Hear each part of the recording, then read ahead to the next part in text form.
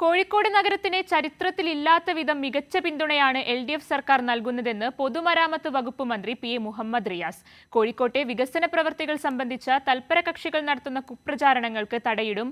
നവീകരിച്ച Kozhikode corporation town hall ഉദ്ഘാടനം ചെയ്ത് സംസാരിക്കുകയായിരുന്നു മന്ത്രി. കഴിഞ്ഞ വർഷം സെപ്റ്റംബർ മാസത്തിലായിരുന്നു കോഴിക്കോട് കോർപ്പറേഷൻ ടൗൺ ഹാൾ നവീകരണത്തിനായി അടച്ചത്. സ്റ്റേജിന്റെ കർട്ടൺ, സീറ്റുകൾ തുടങ്ങിയവയെല്ലാം മാറ്റി. കെട്ടിടം പെയിന്റ് അടിക്കുകയും ശൗചാലയത്തിന്റെ അറ്റകുറ്റപ്പണികൾ നടത്തുകയും ചെയ്തു. കോഴിക്കോടിന്റെ ചരിത്രത്തിൽ ഇത്രയും അധികം തുക പശ്ചാത്തല വികസനത്തിന് നീക്കിവെച്ച കാലം മുമ്പ് ഉണ്ടായിരുന്നില്ലെന്ന് മന്ത്രി മുഹമ്മദ് റിയാസ് പറഞ്ഞു. മാണിക്കടവ് തണ്ണീർപ്പന്തൽ റോഡ് 15,20,00,000 രൂപ. അരയടുത്ത് പാലത്തിൽ നിന്നും അഴകൊടി ക്ഷേത്രത്തിന്റെ ഭാഗമായിട്ടുള്ള റോഡ് അത് നവീകരിച്ച് വീതി കൂട്ടാൻ 6,94,00,000 രൂപ.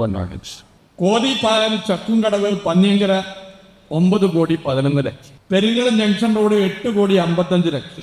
കരിക്കാകുളം സിവിൽ സ്റ്റേഷൻ റോഡ് 37,45,00,000 രൂപ അനുവദിച്ചു. ദീർഘകാലത്തെ നഗരവാസികളുടെ പ്രശ്നമാണ് മീൻചന്ത, വട്ടക്കിണർ, അരീക്കാട് ജംഗ്ഷന്റെ ബ്ലോക്ക്. അത് പരിഹരിക്കാൻ മേൽപ്പാലത്തിന് 170 കോടി രൂപ അനുവദിച്ചിട്ടുണ്ട്.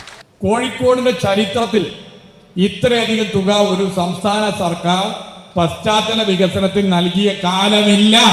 കോഴിക്കോട് നഗരത്തിലെ സഞ്ചാരികളുടെ എണ്ണത്തിൽ റെക്കോർഡ് വർധനയാണ് ഉണ്ടായത്. കനോലി കനാൽ കേന്ദ്രീകരിച്ച് ജില്ലയിൽ കനാൽ സിറ്റി യാഥാർത്ഥ്യമാക്കും. കോവളം മുതൽ ബേക്കൽ വരെയുള്ള ജലഗതാഗത പദ്ധതിക്ക് ഇതിനകം തന്നെ 1,118 കോടി രൂപ അനുവദിച്ചു കഴിഞ്ഞു. സംസ്ഥാന സർക്കാരും കോർപ്പറേഷനും ഒട്ടനവധി വികസന മാതൃകകളാണ് കോഴിക്കോട് സാക്ഷാത്കരിച്ചിട്ടുള്ളത്. ഇതിന് ആവശ്യമായ പ്രചാരണം നൽകുകയും കുപ്രചാരണങ്ങൾക്കെതിരെ നിലയുറപ്പിക്കാൻ പൊതുജനങ്ങൾ തയ്യാറാകണമെന്നും മന്ത്രി പറഞ്ഞു.